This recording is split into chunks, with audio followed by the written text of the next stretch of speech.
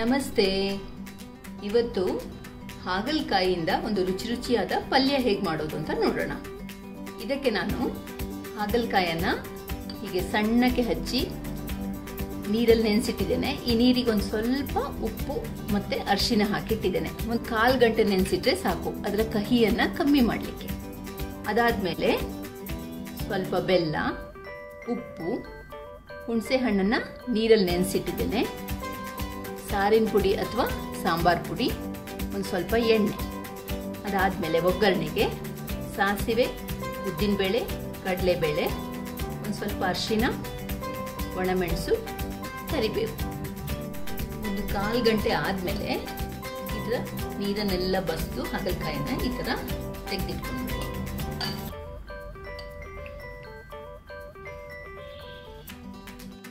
ಈಗ ಪಲ್ಯ ಮಾಡಲಿಕ್ಕೆ ಒಂದು ಬಾಣಲೆಯಲ್ಲಿ ಸ್ವಲ್ಪ ಎಣ್ಣೆ ಹಾಕ್ತಾ ಇದ್ದೇನೆ. ಎಣ್ಣೆ ಬಿಸಿ ಆಗ್ತಿದ್ದ ಹಾಗೆ ಸಾಸಿವೆ,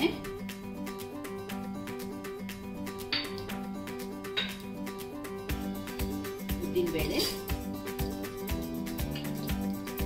ಅದಾದ್ಮೇಲೆ ಕಡಲೆಬೇಳೆ, ಒಣಮೆಣಸು, ಸ್ವಲ್ಪ ಅರಿಶಿನ, ಆಮೇಲೆ ಕರಿಬೇವು. ಇದಾದ್ಮೇಲೆ ಹಾಗಲಕಾಯಿ ಪೀಸಸ್ ಹಾಕ್ತಾ ಇದ್ದೇನೆ.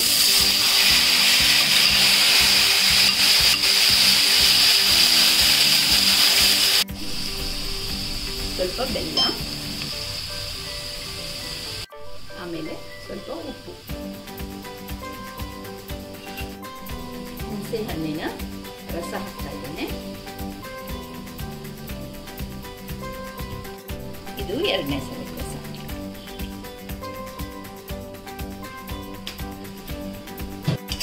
ಒಮ್ಮೆ ಚೆನ್ನಾಗಿ ಮಿಕ್ಸ್ ಮಾಡಿಕೊಂಡು ಮುಚ್ಚಿ ಬೇಯಿಸ್ಕೋಬೇಕು.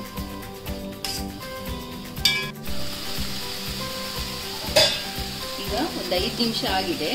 ಹಾಗಲಕಾಯಿ ಎಲ್ಲ ಚೆನ್ನಾಗಿ ಬೆಂದಿದೆ. ಈಗ ಸಾರಿನ ಪುಡಿ ಅಥವಾ ಸಾಂಬಾರ್ ಪುಡಿ ಸೇರಿಸ್ಕೊತಾ ಇದ್ದೇನೆ.